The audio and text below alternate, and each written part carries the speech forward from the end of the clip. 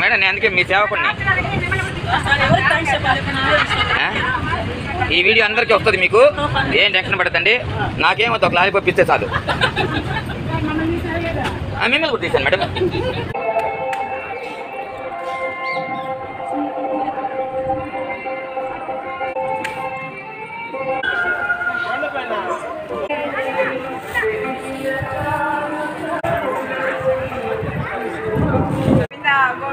నాకు ఎరకాలు చెప్పండి. నేను